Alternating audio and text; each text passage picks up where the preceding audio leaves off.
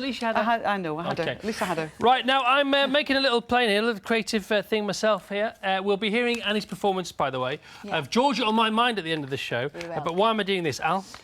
Well, now inspired by our next film, today we held the inaugural BBC Staff Paper Aeroplane Long Distance Throwing Championship. It proved very popular. Everybody took part. Science, sport, radio, weather, news, and we'll reveal the results in a few minutes. Now, our entry here is a work in progress. Ready? Hang on a second. Ready? Let's get the airflow through, and... Ooh, not terrible, was it? It wasn't quietly terrible. confident. But for those who need help, well, here's Matty. This is Matty.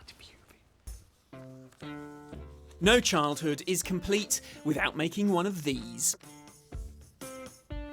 Paper planes were a staple of my childhood. I always used to build these fancy stunt planes. So when the One Show asked me if I'd like to build a plane that would challenge a world record, I was game. The sheer range of planes you can build is amazing. And there are all kinds of records to be broken.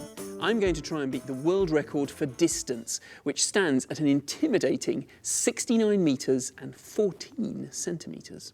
To stand any chance of doing this, I'll need some help.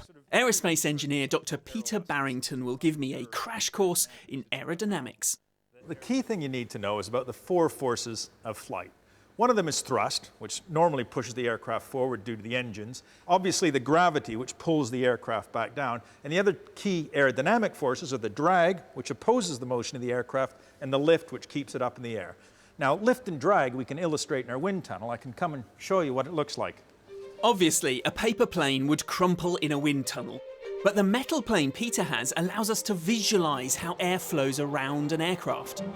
We have a stream of smoke, and that smoke allows us to see how the air is flowing around the wing, and the motion of the air is key in producing the lift.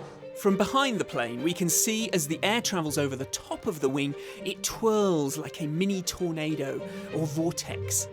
This creates an area of low pressure on top of the wing, and that acts as a kind of suction to lift the plane upwards. This principle is as true for a full-size jet as it is for a paper plane. So, armed with my newfound knowledge, I now need a paper plane designer. Which is why I'm meeting Andy Chipling, founder of the Paper Aircraft Association. For distance, you want a plane that you can throw really hard.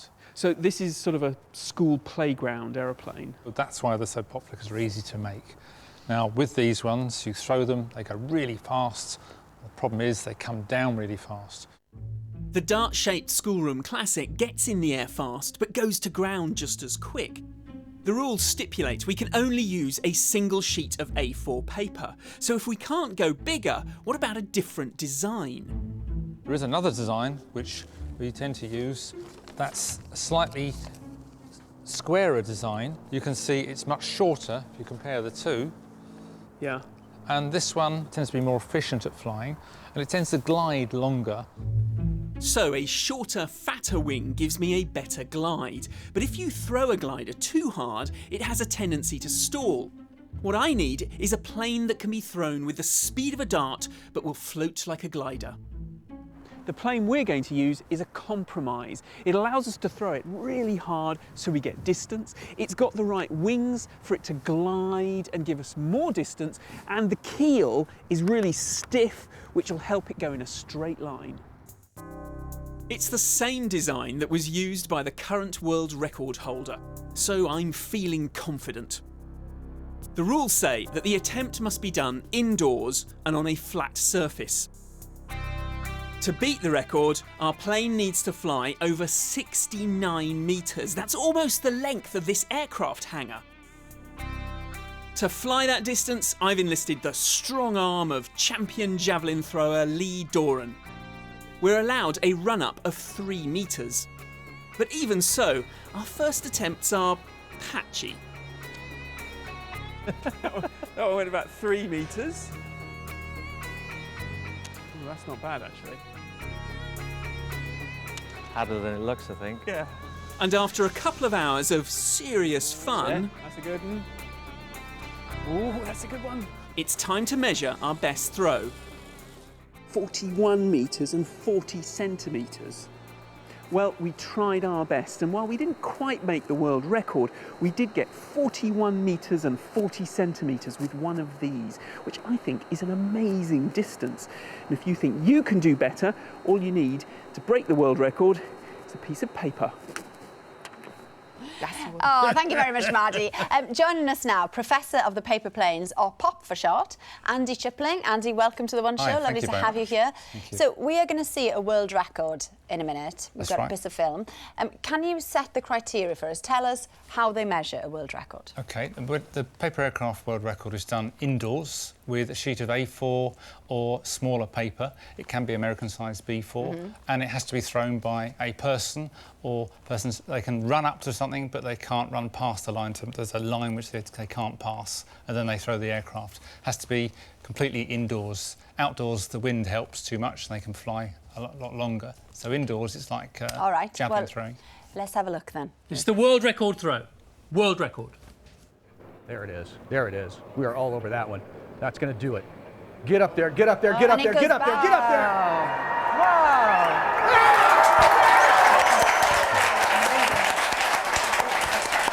Now that was pretty impressive, but it's not unlike Formula One when people have a row about who that's down to. Is it in Formula One? Is it the driver or the manufacturer? Yeah. Is it the thrower or the maker of that plane? Because they weren't the same guy, were they? No, they weren't. What John Collins did, he got a quarterback, an American football player, and he threw it. Now he's extremely powerful with his arm, stronger than John Collins is. It's like myself. I'm not an American quarterback, so therefore I wouldn't be able to throw one as well. So he got that. Now the person who's designed the plane, I have to say, is the most important person, because then any quarterback with training from someone like John or myself could have actually thrown that plane very, very well. Not to take anything away from him, it's a team effort, and those two guys worked together for a very long time. So what's the technique of throwing then? You have to throw so that you don't throw too hard, so you distort the plane like this when it flies. Because if it releases and it doesn't come back to its set position. But do you throw up, or...? You have to throw it at the angle that's most appropriate for the design. I'm sorry to sound so... And there's a built-in stall there to give it extra... Yes, with that particular one, it's stalled and then dropped down. But if you have some of them, they stall and they don't recover. They just drop and plummet to the earth. Yeah, because it had sort of a second wind, So you're getting into it now? Yeah. What do you think, Annie? I always think about things like this when I'm on a plane, because it always seems so sort of bizarre to be actually in that little thing up in the air, and I guess this is the principle of it, really. Yeah. No, it's good. It's very... Now, everybody can do it. Yeah, everybody can do it. Well, not everybody. Well as It's time to reveal the results so far of the big BBC paper aeroplane long distance throwing challenge. Now, we have Louise and Charlie for breakfast, Dan Walker there from sport, Jenny Murray was another one from Women's Hour, Robert Peston we had, Michael Mosley from science, and loads more. That's funny.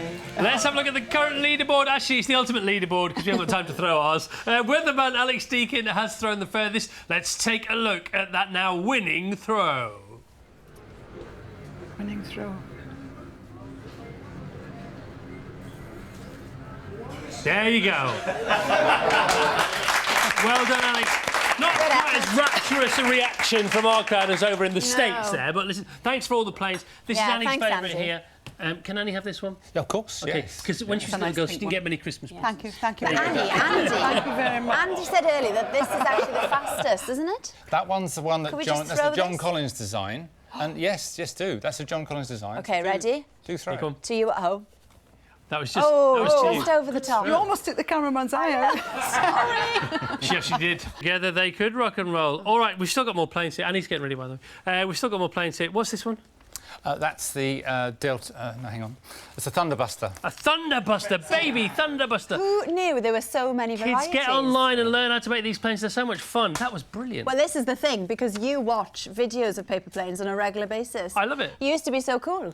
What's better than... What's cooler than that? That's another one. Look at these planes, they're so good. What's this one? This is like... This is the power launcher. This is really dangerous. And it's made of cards. And Go on, it's got a health warning in it. So which way do you want to go? Just further... Over to towards the crew, that'd be amazing. Towards the crew, right? And up. OK. There you go. Ooh. But it flies very fast. It probably do 90 foot or more in the park, and it flies around. Right. And myself, my wife and kids, they all run around after. Professor Paper Plane, everybody. That's all for today. Thank you very much, Andy. Join me